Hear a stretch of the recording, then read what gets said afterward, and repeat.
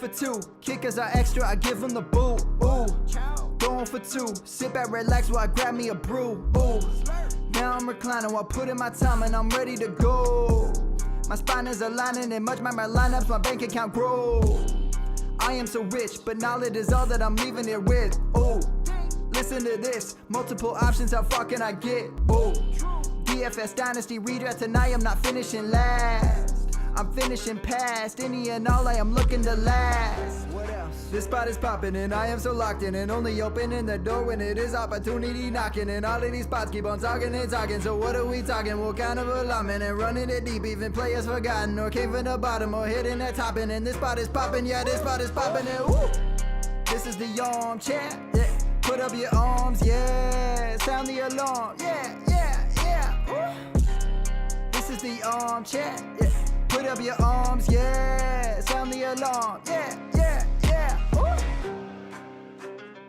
Woo! What is going on, guys? Welcome to episode 224 of the Armchair Fantasy Show. I'm your host, of course, Jeff Lambert. You can follow me on Twitter at JeffLambert77. We are here every Wednesday and Friday night on Facebook Live, Twitter, YouTube, and Twitch. On all your major podcast networks and streaming in the Going To app for iOS and Android. I'm here with my co-host, Mr. Ryan Searfoss. Ryan, what's up, man? Not much. Glad we had some technical difficulties setting up tonight for some reason. But glad we're here and functioning. Yeah, that's pretty much our MO right there, is having some issues before the show. Luckily, we were able to start on time tonight. All right, also joining us tonight, it's the second time on the show, Mr. Phillip Caldwell, author of the Fantasy Football Consistency Collection Guide, creator of the Defensive Points Allowed Consistency, which is also called DPOC, and a contributor for Fantasy Football Face-Off. You can follow him on Twitter at DumpsterDiveFF. What's up, Phillip?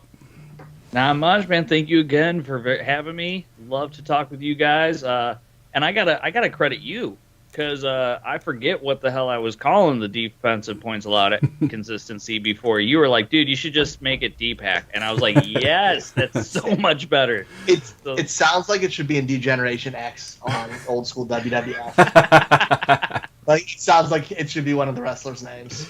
Nice. I love it. Yep. Yeah, I was using it a lot on my DFS podcast last year, and it just got to the point where it was hard to say defensive points allow consistency. I just said, you know what, we're just going to shorten that up, and it's going to be DPAC. It's much easier to say. So and yeah, I have adopted that fully now. And like I said, that's all thanks to you, man. That's way better, way smoother. Good stuff. I'll be giving him credit. All right, well, go ahead and tell us about how that works and everything else you do in the community as far as fantasy goes. Awesome, yeah, man. So the consistency score and the DPAC, both based off of one mathematical concept, basically the coefficient variation. I don't want to go too far into the weeds. I'm an accountant. Nobody finds that interesting. It's super boring.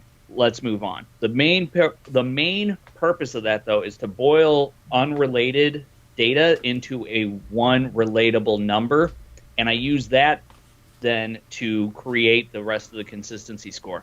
My math never changes. So when other people are talking about consistency, they may say that they were a top 10 running back this many weeks out of the year, so they give them this consistency score. That changes every single week. What makes a top 10 running back from week 2 to week 7 is entirely different. Yep. Every single year, every single week, it's always different. My consistency score, math never changes. The actual formula itself is consistent, which I thought was important. The other thing with it, consistent. right. It's not a hard concept. Exactly. The other thing is like those guys that score 4 to 6 fantasy points every single week. That's really consistent, but not good. It helps no one. Yeah.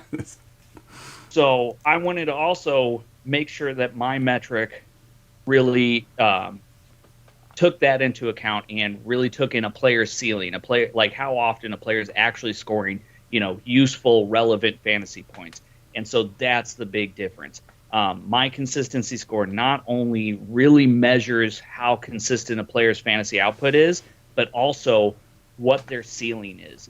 And the higher fantasy player, let's say a guy scores between 16 and 24 points every week.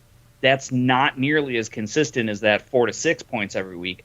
but he's going to have a higher consistency score because of that ceiling that he has for output. That makes sense. And where can they find this at? All of it's for free at fffaceoff.com. So super easy, 3 Fs. That's the confusing part, is when you're typing it looks weird as hell. But fffaceoff.com. I do their Friday weekly show as well with Anthony Servino. All of my consistency scores for each position and the D-Pack, which is also broken down for each position. All of that is available online and updated every week after Monday Night Football. Good stuff. Yeah, and like I mentioned, I used it a lot on my DFS show last year, and there's one in particular that I remember. And I don't remember who the team was playing, but it was Todd Gurley that ended up. I used the defensive consistency, and whoever he was playing was giving up points to the running back consistently. I said, you know what, I'm gonna play Todd Gurley. Obviously, early in the season before he kind of fell off a cliff. Right. I think he had 2 touchdowns that week, and that was like, all right, this is it, man. Deepak is real, so I'm going to keep using this. So, yeah, it definitely is a good tool to use for sure. I love it. All right. That's what I love to hear that stuff, man. Yeah, it was good. It was definitely good. And my 2 co-hosts started to use it as well, so it was good stuff. Beautiful. And now, the 5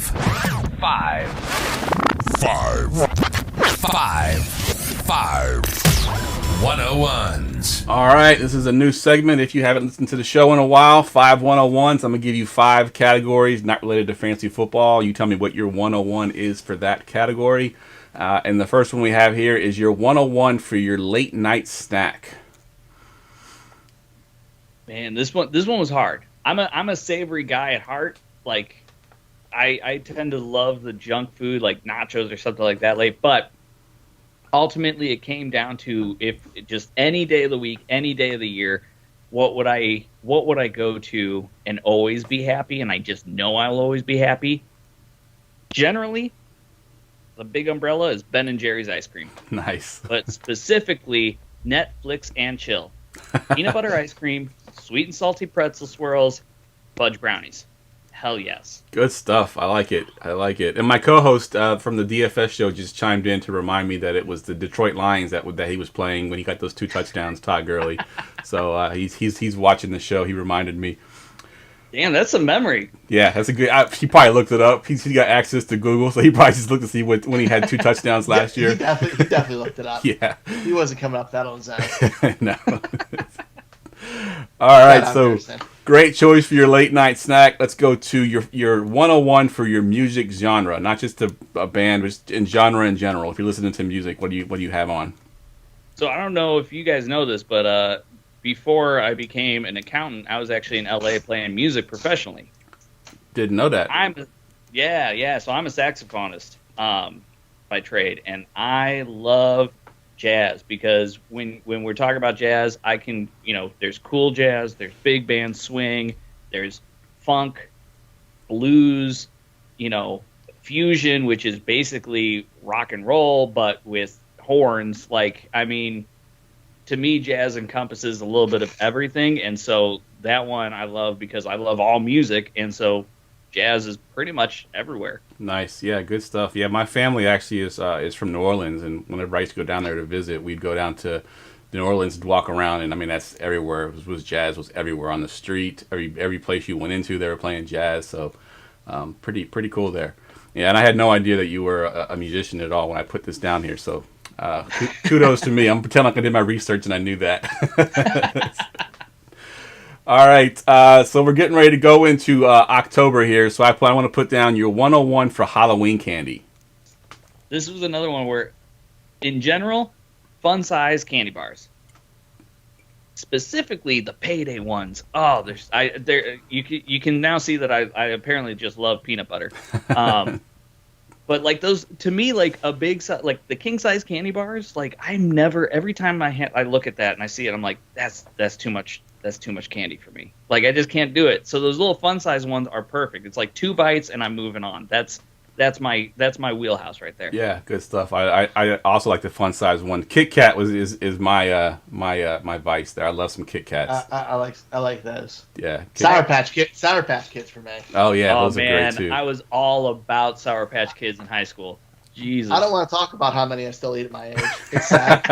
I keep in my desk at work on days I'm in the office, and I just eat them to comfort myself. Have you tried that Sour Patch Kids breakfast cereal? My daughter had it, and it is not good. I was not That a does fan. not sound good. Not a fan at all. I'm like, I saw that and I'm thinking, you have to pour milk on that. Like, no. Yeah. No thanks. No thanks. Raisin Bazin on I think he's on Twitch actually says Reese's. I agree with that. I don't know if it's Reese's Pieces Reese's or if great. Reese's Peanut Butter Cups, but either one I think are good there. For Reese sure. is my second. That's my second one right there. Right behind Payday. Good stuff. We did have a question, fancy question. We'll get to that in just a minute here. Let's finish the 101s here, and I'll ask this fancy question for you. So hang in there. I guess it's Iden, I guess is his name. All right, so 101 adult beverage.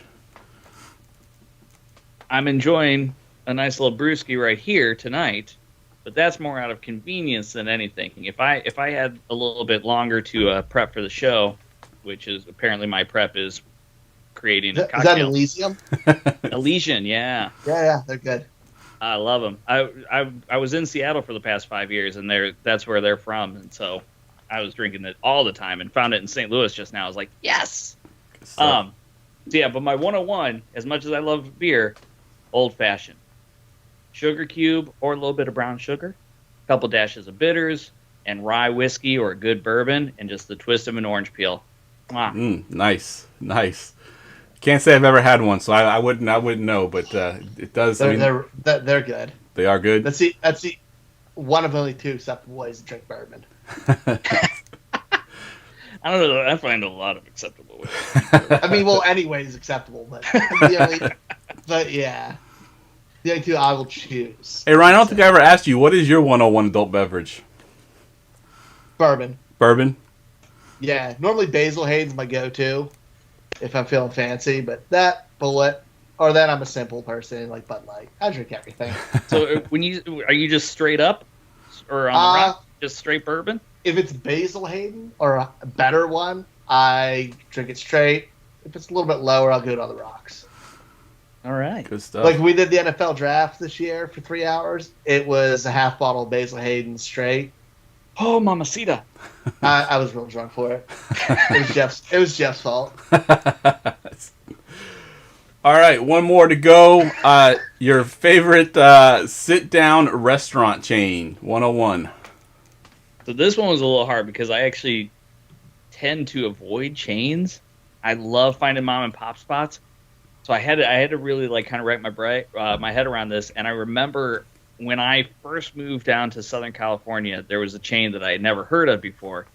Now it's pretty ubiquitous everywhere, but the Yard House. Nice. 100+ beers on draft. Really cool, like Americana food. They got a new like Korabuta pork burger or something that's just fucking good. Nice. So I think that would be my number one. Yeah, Yard House. Good runner up is First Watch. Do you guys have First Watch? I have a First Watch too. I That's live less than a quarter mile from one. Yes. I love breakfast food. Plus, you can get booze. So that was my runner up. But Yard House with 100+ beers had to be the 101. I don't have them. Yeah, I got a Yard House near us. We go there all the time. I love how they have all the taps. You know, just a line of taps, 120+ beers. That's why I know that name. That's what I had when I stopped on my way to vacation. Was the Yard House. Yard House. There you go. Yep. It was in that little town, right? What? Where did you town? in where, North Carolina?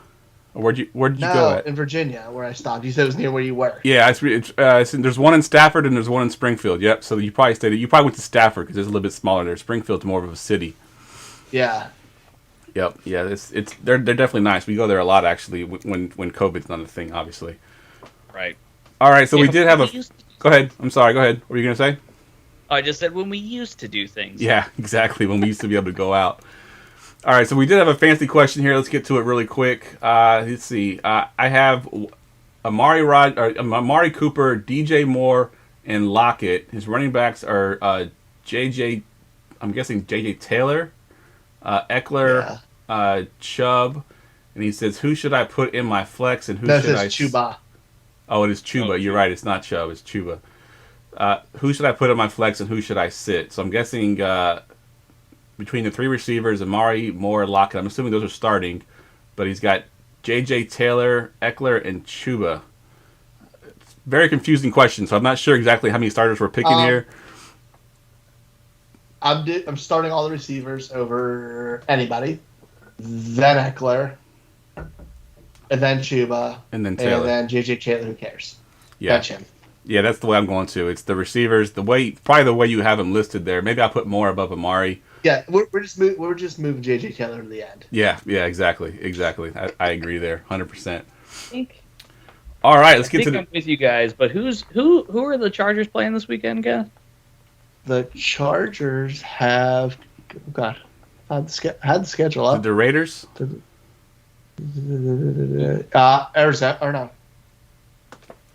Crap, who do they have? For some reason, I thought the Raiders. You're right. Yeah, I thought it was the Raiders. Monday night. I had only the Sunday night schedule up for some reason. I think I'd play Eckler. I think I'd play Eckler over Lockett and DJ Moore for sure. Not. I wouldn't play Eckler over them. I'm saying those two would be up there for sure. Right. And then I think I'd put Eckler in there. And then Amari. Yeah, Amari has had 2 games that just been subpar. He's kind of scaring me a little bit. Carolina's defense is balling. They are. Yeah, exactly. The Carolina defense has been really great this year. I want to say I called that one. I called the Colts defense last year in the offseason, and this year the Panthers were my defensive choice, and so far it's been paying off pretty well. Now, granted, they haven't played anybody yet, so we'll see how that goes. But it's so far so good. They're number 1 in DVOA in every single category. So, dude, if they look good this Sunday, then you freaking hit that one on the head because the Dallas offense has been studly. So if they can keep them just to where it's a close game, it's gonna be real scary defense to go up against all year. Agreed. All right, let's get to the news and notes. News and notes from around the league. News and notes, as always, brought to you by the Dynasty Trade Calculator. Everybody hates bad trade offers, right? No one wants to be that guy. Never make a bad offer again with the Dynasty Trade Calculator. Visit goingfor2.com/DTC to sign up for $15 a year. That's right. All you do is visit goingfor2.com/DTC. Get the best trade calculator for $15 a year. Stop guessing. Start calculating. All right, so the first note on here is Christian McCaffrey's injury. I know it's been a little while. It was on Thursday night. Ryan, I'm going to go to you first here. So, one, how worried are you about this being a lingering thing for the rest of the season? And are you excited about Chuba Hubbard if you own him? So the lingering thing, I'm happy he's not getting surgery, which is a good thing. Obviously, not a doctor who we've had great ones on the show. But, like, if they give him time and have some patience, I'm okay with it. When he's in, I'm starting him. Like, it's no hesitation. Trevor Hubbard, yeah, very excited. We talked the entire offseason about how he was a premium backup running back target. And he does a lot of the same things as Christian McCaffrey does. Obviously not at his level, but he does a lot of those things well. So he can pop in really similar to how we saw Mike Davis last year, where he's a productive fantasy player. He may not be as much because they're pushing the ball downfield more to those receivers, but could he be a low to mid-end RB2? Absolutely, and I'm cool with that. What are your thoughts, Phillip? Yeah, real similar. Like, I when I was talking to somebody who didn't have CMC on their roster, I wasn't saying, like, go all in on Chuba Hubbard with your fab. Like, to me, he's a couple-week rental because I think once CMC comes back, they're going to limit him, but he's still going to get the lion's share. I do think that this is going to be something where they're saying, you know what, we can't rely on CMC for 70% of our offense. Not just running back opportunities. I'm talking about offense. So I do think we're going to see a reduced CMC from what we were used to, 2 years ago and what we've been seeing.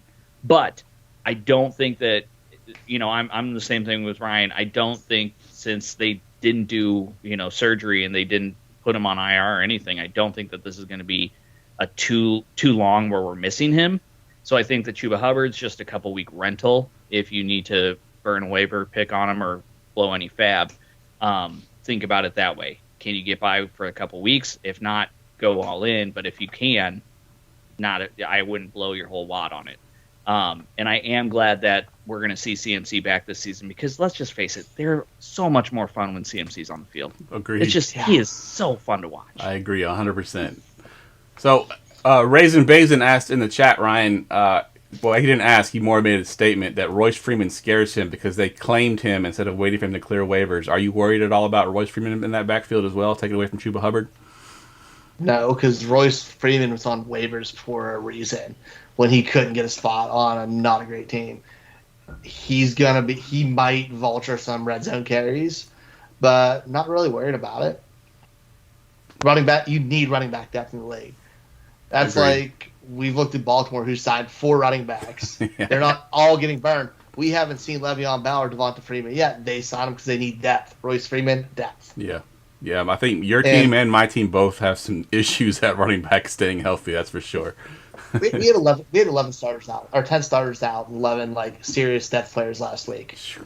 That's brutal. Saved by the golden leg, Justin Tucker. Yeah, that was an amazing game, I will say. All right, let's stick with the top tier running backs here. So Saquon Barkley had a good fantasy game last week, but was it a good NFL game to ease your mind if you're an owner, Phillip? So yes, I think unfortunately I've seen a lot of the Giants this season just because of what's being shown on St. Louis television since we don't have a home team.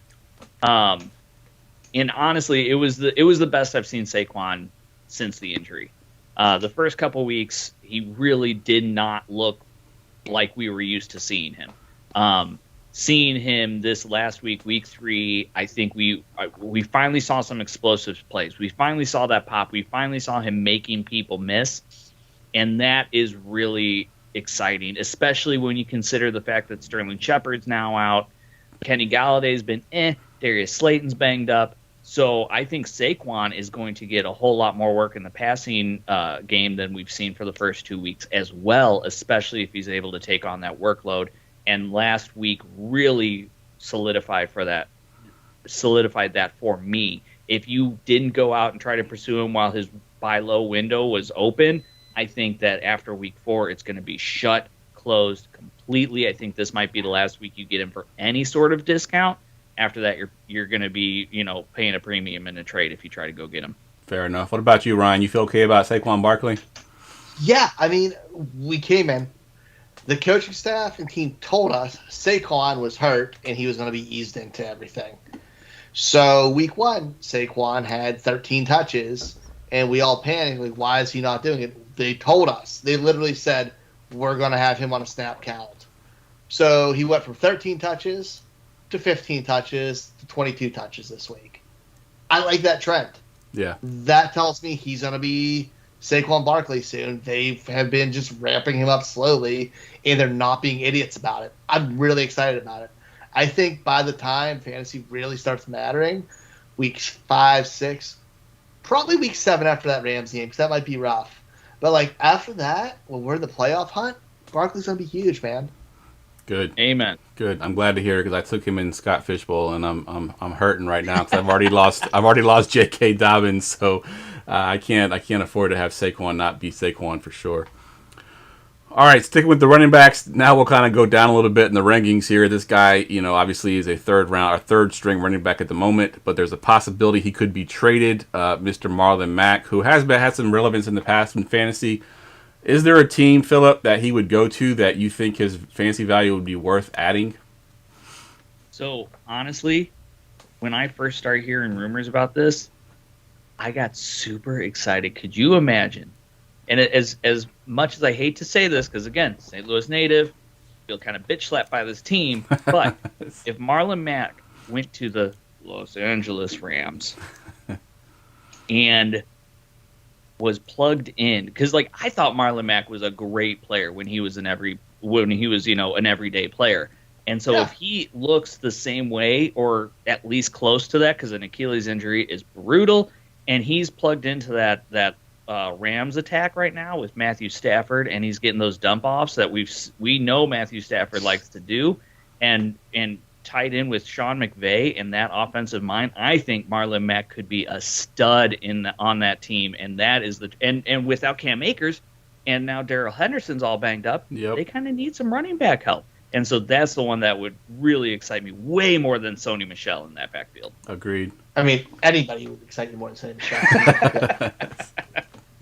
What about you, Ryan? Are you in the Rams boat, or you think there's somewhere else he might go that have value? I like the Rams. His lack of pass catching is my only hesitation with the Rams, because he hasn't really done it in his career, and he's always been pulled on those downs. I don't know if he can do it or not, but we just haven't seen it.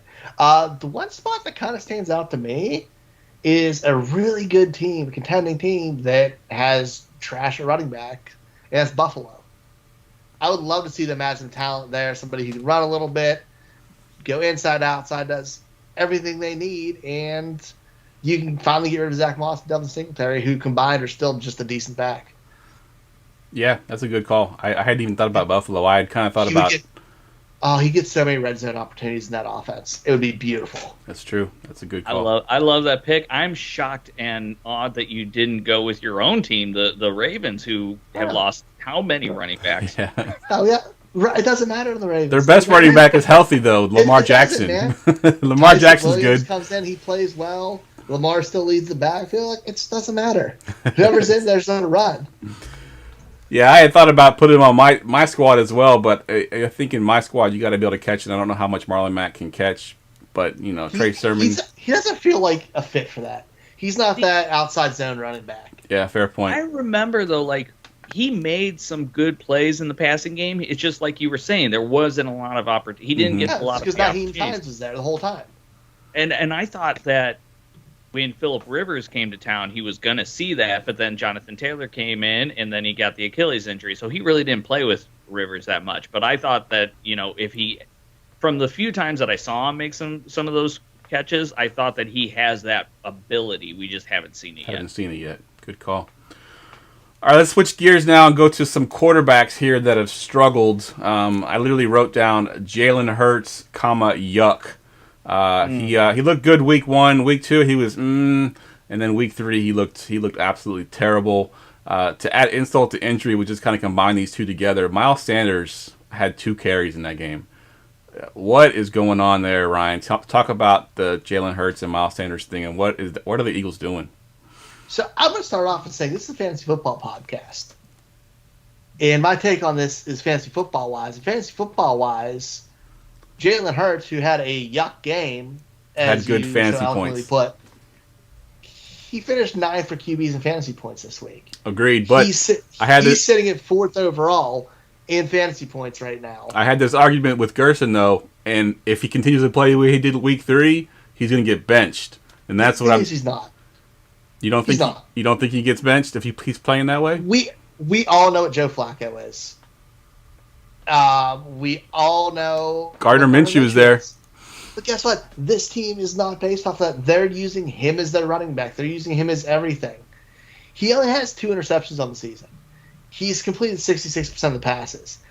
It's not great. It's not pretty. But you know what? It's decent. And they're not going to bench him over that. He's not playing bad enough to be benched. Do I think he's the quarterback of the future in dynasty perspective? Probably not. He might have 1 to 2 years as the starter max, depending who they draft or if they can get somebody, if there's anything that great in that class, which I'm not super hyped for. But right now for this year, he's got to put up fantasy points, and everybody feels this way. I'm going to go buy him. Fair point. Okay. All right, Phillip, you take the Miles Sanders side of things. What do you got here? With Miles Sanders getting two carries in that game? How ridiculous is that? That's the thing that was the thing that really worried me more than anything, because the craziest thing is he was good with those carries. He was good. I'm gonna grab the actual stat line. 2 for 37. 2 for 30. Thank you. That's ridiculous. And the fact that he was 2 for 37 and then didn't get another handoff at all, and Kenneth Gainwell hardly got anything. I think he saw 2 total opportunities or something like that. Yeah. That is not acceptable if you want to win these games. It just doesn't make any sense. You've got your best player on the field, and you're not giving him the ball. How do you ever start playing the run? You can't pass. Oh no, exactly. And if you're not going to ever hand it off to your running back, then the RPO with your quarterback is a lot useless. less daunting and confusing. Yep. Did you hear what Sirini's comments were about running 3 times? No. So they said, "Why'd you run the ball only 3 times?" He goes, "Those numbers are skewed." Dude, math's math. How are they skewed? Like alternative facts. Jeez. I don't know, man. They're a mess. Like what? Like that. If teams are worrying about the run, you get more single coverage, and he has a better chance passing. No other quarterback's going to fare better in that situation.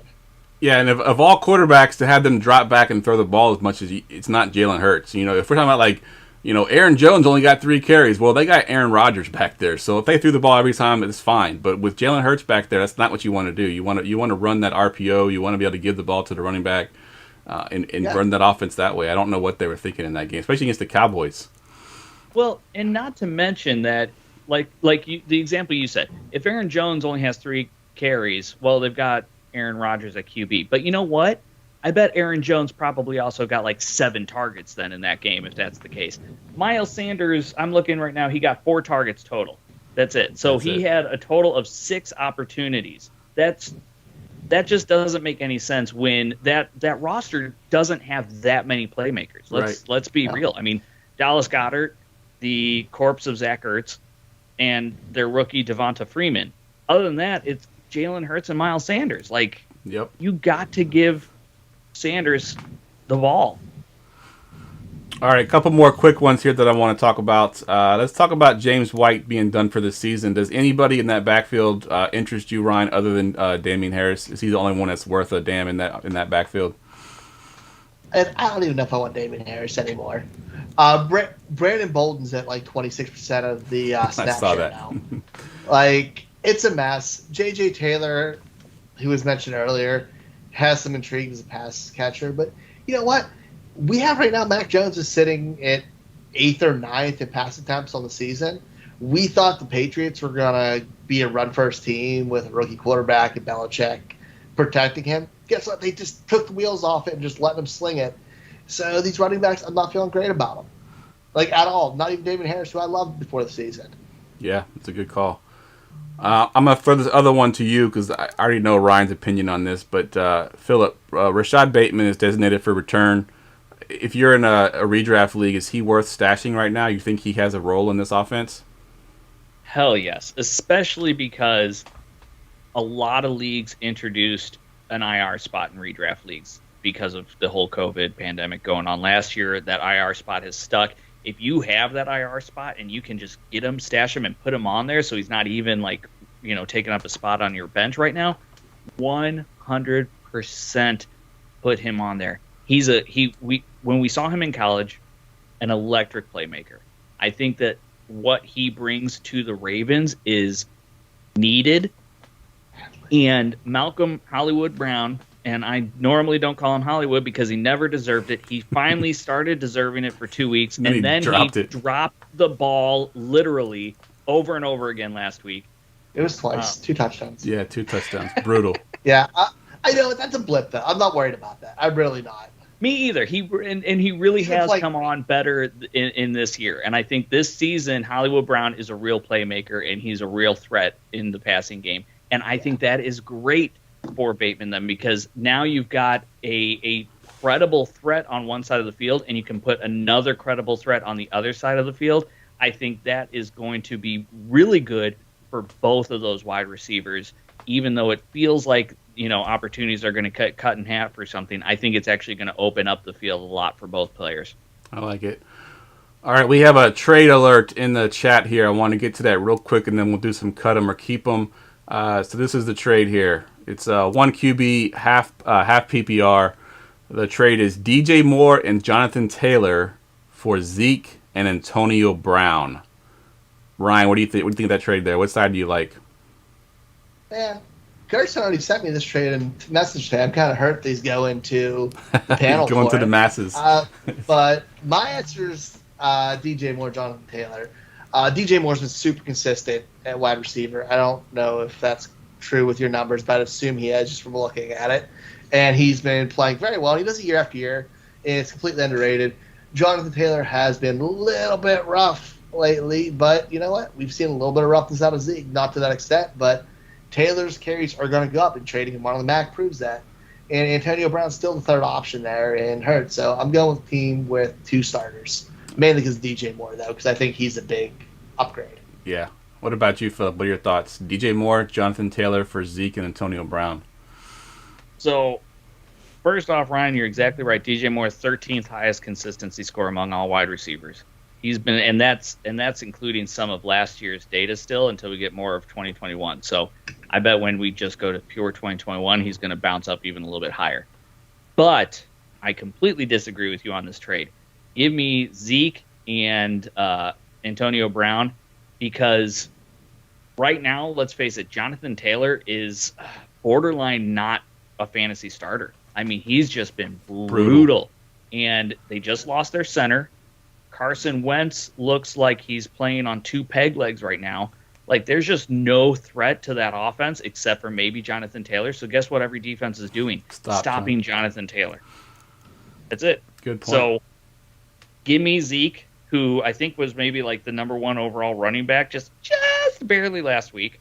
And give me Antonio Brown, who is at least a fantasy starter. I have no problem flexing in Antonio Brown, especially depending on matchups every week. Yep. So I think that one is better for fantasy, whereas real life football, give me DJ Moore and Jonathan Taylor.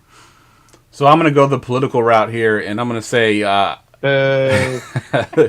if we're talking dynasty, give me Moore and Taylor. If we're going redraft, give me Zeke and Brown. I think Zeke and Brown have more value this year for the same things that Phillip just mentioned there. I think Antonio Brown will still have plenty of huge fantasy games because Godwin and Evans will get the tougher matchups, and Brown can exploit the third cornerback there. I think Zeke is going to get the workload.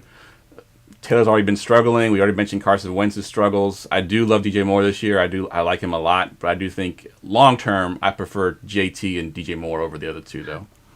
The one thing with Taylor, he just hasn't gotten in the red zone yet. Like, if he scored 1 touchdown this year, it would have put him at RB 18. He scores 2 touchdowns. He's around RB1 area. Like, the touchdowns make a difference there for him, and he just hasn't gotten that yet. This team has a lot to get together still, but it's not saying he can't get it back together either. They're just trying to find their footing in this new offense with a new quarterback, new system. Okay. All right. I just don't see the Colts getting in the red zone very often. Yeah. Yeah. I mean, they do play the Jags 2 times. Oh, that's true. Yeah, they do have that's that. one thing in his favor. All right, let's get to some cut them or keep them. Cut them or keep them. All right, so this obviously is from a redraft standpoint. If you drafted these guys, you've been very disappointed so far this year. So we're going to assume that there's a decent waiver guy out there, and you're thinking about cutting one of these guys. So we'll start off at the top there, a guy who's had a really good season last year. So far this year, not so good, Mr. Robbie Anderson. Ryan, what are you doing? Cutting them or keeping them? I think I'm cutting them. I like Robbie Anderson. I like the idea of Robbie Anderson. And I'm sure he's going to have 1 to 2 really good games coming up. But I'm not comfortable starting him. He is obviously moving down on that target depth chart, obviously behind DJ Moore. We're seeing more Terrace Marshall involved. CMC's back. It's hard to get targets. And the way their defense is playing, I don't know if I want the 4th target on that offense. Fair point. All right, Phillip, I'm going to go to you with the running back here. This guy was the starter, according to the coach, Mr. Ronald Jones, but we know Fournette's getting more of the work there. Any chance that Ronald Jones gets out of the doghouse there and you can keep him, or are you cutting him? To be honest, I don't want any piece of this backfield. The only thing that I thought might be interesting was Gio Bernard, if he was kind of that James White role, but now he's banged up. So I'm out. I'm out altogether. Cut him. Don't want anything. All right. Going back to you, Ryan, this is a guy that I was very high on this offseason and definitely has not panned out. Neither has the other guy on that side of the field either. Darnell Mooney, cut him or keep him? I think I'm keeping him. Reasoning is, first 2 weeks, he got nice target share at 7 and 8. Last week, obviously, real drop. But the thing is, we saw 9 sacks, and this offense is kind of scrambling. They're not going to get sacked that much time. They're not going to have that much pressure. Cleveland is very elite pass rushers with Clowney and Myles Garrett, who's just a freaking monster. Like, you're not going to have that every week. Yes, he's going to be under pressure, but you're still going to let Fields or whoever else in there take some deep shots. I think it'll come around a little bit. I don't think he'll be like last year, but he could still have some flex-worthy weeks. All right, so let's do one more here, and this is going to be the Twitter darling that everyone was talking about this past offseason. It's kind of disappointing so far this year. Leviska Shenault, cut him or keep him, Phillip? Oh, this was the hardest guy that I was thinking of when I saw your list. Oh, man. I think right now I'm cutting him. It looks like this is, Trevor Lawrence just has the googly "I love you" eyes for Marvin Jones. Yep. And so that's really the only pass catcher I want, because James Robinson looks okay. Not what we saw last year, but he looks okay. And this offense clearly isn't good enough yet. And Trevor Lawrence isn't good enough yet to support multiple pass catchers. And so with that in mind, I'm going to take Marvin Jones or bust. So I'm out on Leviska Shenault. All right. Ryan, I'm going to throw this one to you. We had a question in the chat here. He's cut one, keep one between these two, Robbie Anderson or Leviska Shenault. Which one are you taking out of those two? Oh, God. Oh, gross. Leviska, because they're passing a lot, and he'll probably see more targets. Yeah. Like, okay. they're going to be top 5 in passing by the end of the year. It may not be efficient and be terrible, but he still could get targets. I don't want any, and you can probably trade him. Yeah, good point. Somebody still believes in him. Yeah, and if the Panthers' defense is as good as we think it is, Anderson's not going to get as many opportunities because they're going to play good defense and just run the ball with Christian McCaffrey or Chuba Hubbard and just win games that way. So I agree. I think it's Leviska Shenault. What are your thoughts, Phillip? You think it's Leviska Shenault in that scenario? Yeah. I mean, like you just said about Robbie, he's got 11 targets on the whole season. That's crazy. 11. The most targets he got was against the Saints defense, which is an odd one. But like Ryan just said, Jacksonville's going to have to throw it. At some point in time, he's going to have to throw it to somebody not named Marvin Jones. So you've got a better chance there, I think, of Leviska Shenault getting those targets. DJ Moore, it seems like you don't have to throw it to anybody but DJ Moore. He's just somehow always open. It's incredible. And yeah, you're right. CMC is going to get a whole lot of targets when he gets back. So, their rookie's looking good too in Carolina. I think that, the better bet for some sort of fantasy relevance is Leviska. All right. Today's show is brought to you by ThriveFantasy.com. It's DFS for prop bets. Visit ThriveFantasy.com or get the app for iOS or Android. Use our promo code Armchair and get an instant match up to $50. Choose your 10 favorite props to build your lineup. Compete against the rest of the field for cash prizes. Again, sign up at ThriveFantasy.com or get the app for iOS or Android and use promo code Armchair to get your instant match. Going for 2 Live and PlayPickup.com present the Pickup Props of the Week. All right. If you don't know how this works already, guys, so we are partners now with PlayPickup.com. They allow us to embed prop bets into our articles for the players we're writing about that you can then vote on for free. If you are right, if you enter your phone number and they verify your picks and you are right, you earn points. And those points can then be traded in for free stuff. It's all free. You'll see it in all of our articles. So each week I put out one for this show. We'll go through 5 prop bets tonight and talk about them. The first one I have up here, Ryan, I'll go to you on this one first. And it's a simple Murray or Stafford, who obviously are playing in the same game, more passing yards this week. So Kyler Murray or Matthew Stafford, which one you taking? I'm taking Stafford. The reasoning for if it was total yards, I'd maybe think differently. But Stafford's really slinging the ball, and he's slinging it well. And Kyler Murray still has that chance playing a really, really, really good Rams defense where he could struggle. So I feel safe for Stafford this week. All right. What about you, Phillip? What side are you taking here? Yeah, no, first off, I didn't know that you can just put your phone in there and get this stuff for free, so that's kind of cool. I made my picks earlier, but now I'm in my phone number. Good stuff. But I'm right there with Ryan. I think literally exactly what he said. If it was overall yards or yards from scrimmage or anything like that, I'd probably be going Kyler because the things that he's doing with his legs is amazing this season. But Aaron Donald's going to give him fits. Jalen Ramsey's going to be plastered around DeAndre Hopkins. This Rams defense is really looking good, again, right after they leave St. Louis, of course. So I do think that Stafford is going to have more passing yards specifically than Kyler. I agree, and so does the field. The field has 80% on Matthew Stafford there, so they all agree with us as well. All right, now we'll go to Lamar Jackson, and I'll go to you first this time, Phillip. How many rushing yards from Lamar Jackson versus the Broncos? The over-under is set at 80.5. Are you going over that or under? I don't know why I keep doing this, but I keep betting the under for Lamar Jackson rushing yards, and I keep missing that entirely. But I did it again. I think that this Denver defense is a lot better than what we saw last year. They had so many pieces missing last year.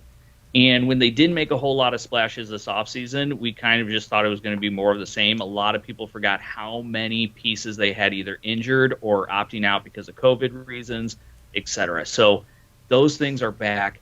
This defense has looked a lot stouter than what we got used to in 2020. So I think that they're going to be able to corral Lamar a little bit more, and he's going to be under 80 yards rushing. All right, and I purposely went to Phillip first on this one, Ryan, because I'm curious if you're going over or under on this one. Yeah, so their defense has been balling, but they've also played like a trash compactor worth of teams. But they've had the worst three teams you can imagine to start your 3 games. It's just great for them.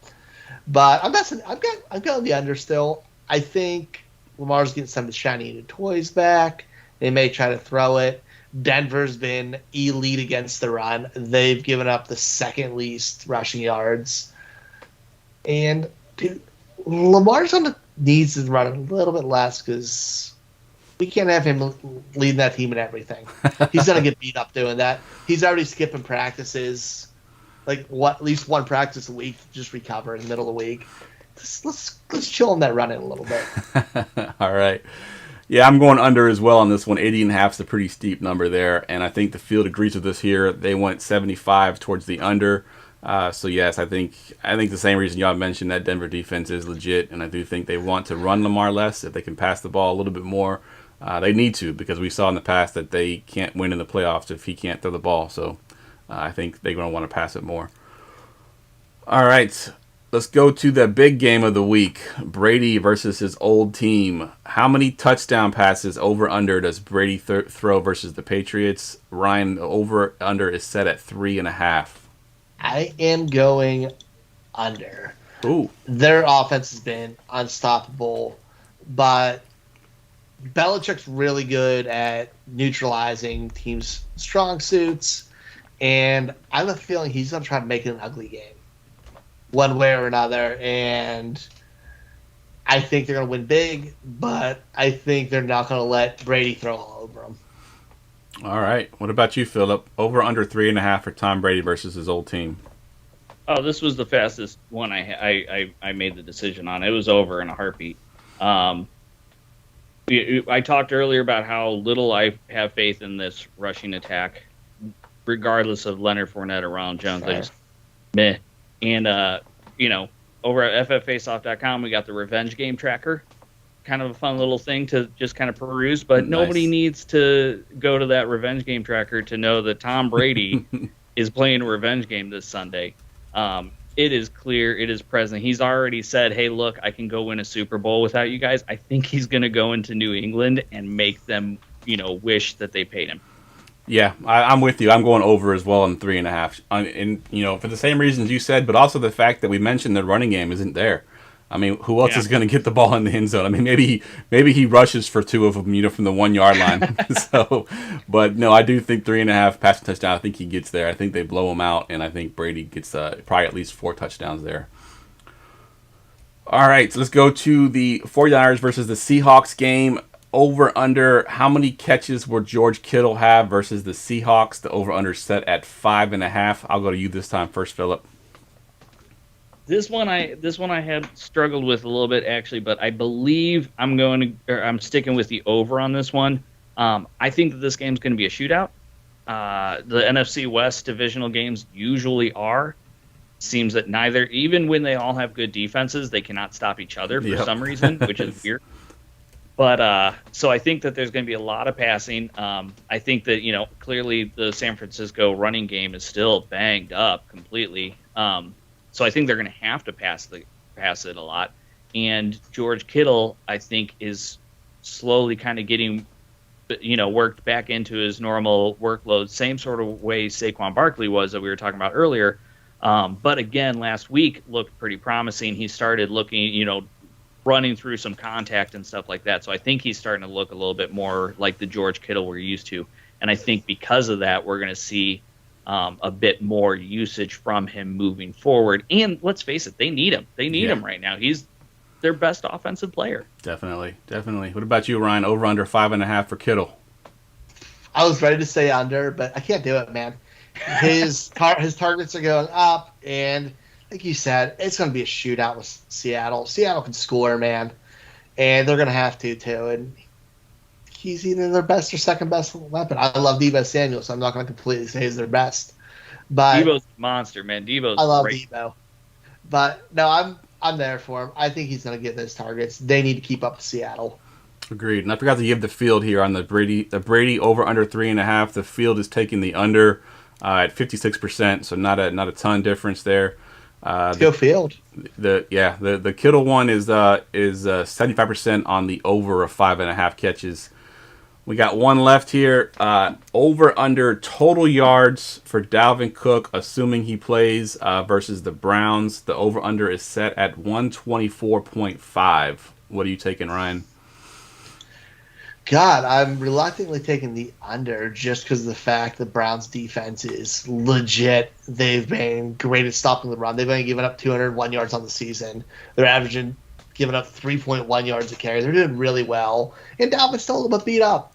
So I hope they don't give him the workload for his health, even though they seem to have no concern for it. Yeah. But it's gonna be tough trading against that Browns defense. All right, going under 124.5. What about you, Phillip? What you got? Exactly what Ryan said. Like if this was 100% healthy Dalvin Cook, I really would have struggled with this line. Because I think he could see a lot of dump offs, and so he could just get, end up racking up the yardage because of that, because we know Kirk Cousins is not going to have much time. But the fact that he's banged up, paired with the fact that the Browns defense is just ruthless this season, I had to go the under, and it made the choice actually a little bit easier. It's wild that a number that high we're struggling with Dalvin Cook. If it was almost any other running back, I'd be like, hell no. Yeah, exactly. But he's been that good when he's on the field. Yep. Like, it's not even a hesitation. 100%. Yeah. I'm also going under there as well. The 124.5 seems a little steep for against this defense. But this is the first one that the field disagrees with us completely. They actually went with the no, I'm sorry. They agree. I read that wrong. They're going 86% under as well, under the 124. So they agree with us. I do think that's Dalvin Cook. A healthy Dalvin Cook, I would consider going over, but banged up. I'm rooting for the field. I'm rooting against myself on this one. I have way too much Dalvin Cook in fantasy. You want him to get more. So you're trying to reverse jinx him there. All right, it's time for some. Let's play Devil's Advocate. All right, the way Devil's Advocate works is Phillip is going to have 3 players that he likes a lot this week. We'll give him 1 minute to talk about that player, and then Ryan gets to do his best tear-down job and try to go against him a little bit. And the first one on his list there is a guy that I loved. I loved all off season and into the season, Mr. Antonio Gibson. So, Phillip, tell us why you like him. All right, I got my stopwatch ready and go. All right, so versus Atlanta this week, he's only ranked 13th. That doesn't seem too low, but it's outside the top 12. Come on. Antonio Gibson's going to be an RB1 in this game versus Atlanta. First off, he's seen 61% of the team snaps for the season. He's averaging 11.2 0.8 fantasy points per game, 18 opportunities per game, and is the 17th running back on the season in total fantasy points, despite only having one touchdown. On the flip side, Atlanta Falcons has been allowing the 14th most points allowed to the running backs. Saquon Barkley versus Atlanta, banged up Saquon Barkley, number 10 running back on the week, 18.4 fantasy points. Tampa Bay running backs, if you took them and combine them all together, one, 79 rushing yards, 33 receiving yards. Miles Sanders versus Atlanta. Miles Sanders, 2 touches last week, remember? 74 yards rushing, 39 yards receiving, 14th running back on the week with 15 fantasy points, all without a single touchdown. Guys that are ranked ahead of Gibson this week that I would play him over. Jonathan Taylor versus Miami. David Montgomery versus Detroit. We saw both of those guys do nothing for the past couple weeks. Give me Antonio Gibson in the top 12 absolutely all day against this Atlanta team. All right, Ryan, you got a tough task there to try to talk down Antonio Gibson. Dude, this might be some of the hardest ones we've had where I'm like, I don't really hate on the person. My only thing with them, I think you might see a very balanced game plan out of Washington in this. It's kind of going into your next one because you've Tyler Heineke too. Spoiler alert. But I need this for my negative for both of them. You can't have your cake and eat it too when it comes to this. It's going to be one or the other, or they're both going to do enough where they're just mid-level guys who you're comfortable starting, but not top 12 in their position. And I think it's going to be more of that because you can beat Atlanta in so many ways. And Washington seems to have a fairly balanced offense. So I think the fact that Atlanta gives up so much and you can do so much against them will help slow both guys down a little bit to that extent. All right. I can't make one argument without a time because it doesn't make sense. So I had to kind of group them together. Sorry, Phil. We had to get a little off script on that. But I think it's the fact that you can't have that huge of a game out of both of them, whether Atlanta's that bad or not. Fair enough. So yeah, Tyler Heineke is your next guy, Phillip. So give us why you like him so much this week. No problem. First off, did anybody else see that screen pass to Antonio Gibson last week? Yes, we did. Because guess what? Antonio Gibson and Tyler Heineke got those fantasy points, boys and girls. Booyah. Again. That's real fair. I don't know how I feel about this segment personally. I like the idea of this segment, but it makes my life really hard. It does make your life really hard, and that's why I love it. Some of these arguments and stuff's like, shit. Honestly, I was thinking, shit, we need to be doing this on the fantasy football face-off. It's literally called the face-off. Yeah, well, I love it. It's just really hard being the negative every time. Well, if you would look at the show sheet, earlier than 5 minutes before the show, you might actually have a little bit of time to build an argument. No, I looked at these. I'm like, it's Atlanta, dude. Literally, that's the thing. When I saw, I'm playing everybody against Atlanta. Mm-hmm. Exactly. When I saw Tyler Heineke's only ranked 17th on Fantasy Pros versus Atlanta, 17th. That's not okay. Yep. Atlanta's allowing 71% completion rate, 6th highest in the NFL. They've allowed 8 passing touchdowns, 2nd highest in the NFL. Atlanta has 0 interceptions on the season. Wow. 0. They're currently allowing the 3rd most fantasy points to the QB position.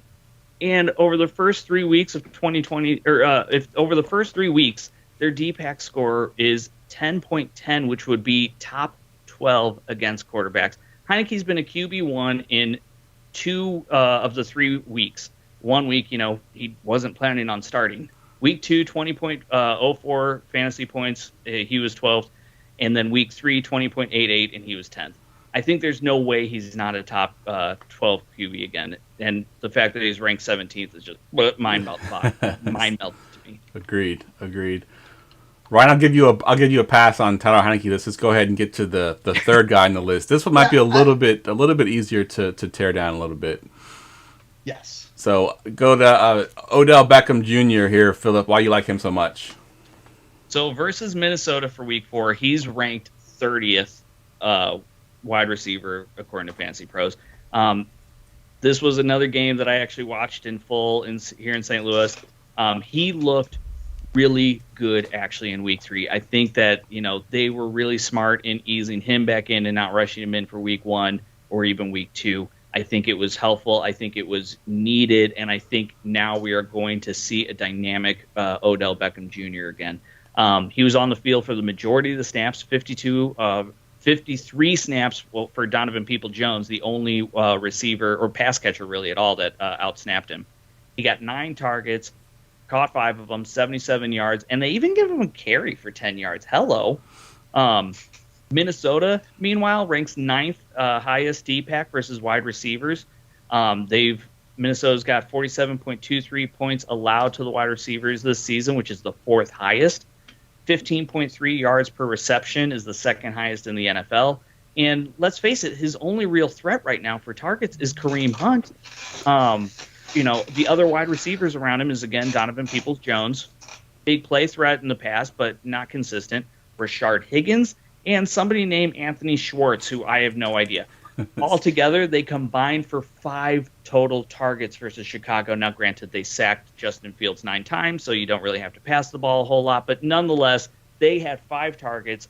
Odell Beckham, in his first game action for 2021, got 9 targets and had 5 catches. So I think that he's going to be the go-to guy. I think that they're going to be just fine putting up points against Minnesota.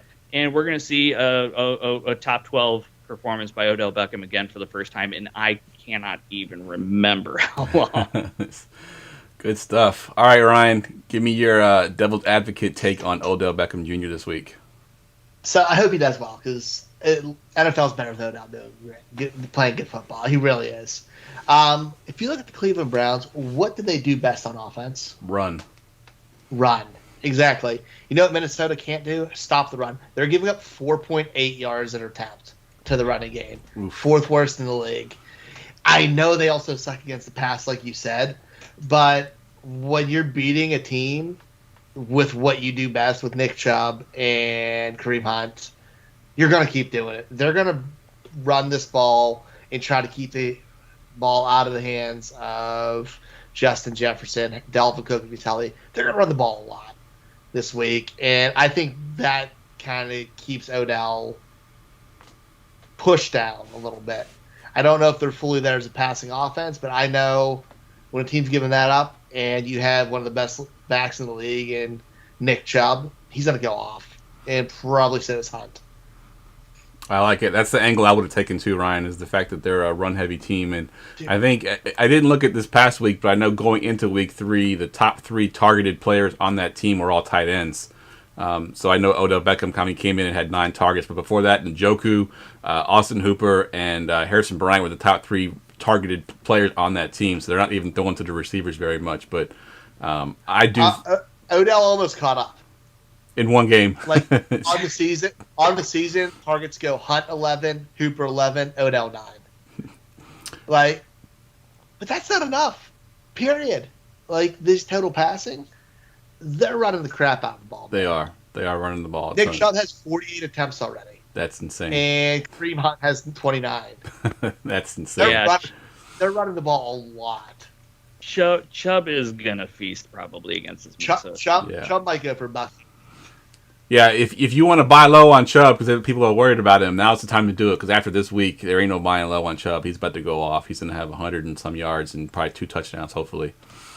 If we were doing that prop bet thing before and it said over or under 124.5 yards for Nick Chubb just rushing, I would have teetered. I would have tilted live on the show. I don't know what I would have. I might have too. Good stuff. All right, we're gonna skip the listener questions here because we're running a little bit long. We answered a bunch of them on the show already, so let's go ahead and get to our last segment here. Get ready for GoingFor2.com's Forgotten Fantasy Player of the Week. All right, Phillip. So you know how this works. Give us your forgotten fantasy player. So this is one of my favorite segments that you guys do because it's just this delicious walk down memory lane. Last time I was here, I think I talked about Peyton Hillis. Yes. For the Cleveland Browns, that one magical season he had for them. So I thought, you know what? There was another magical season for a Browns player that just came and then poof, went away.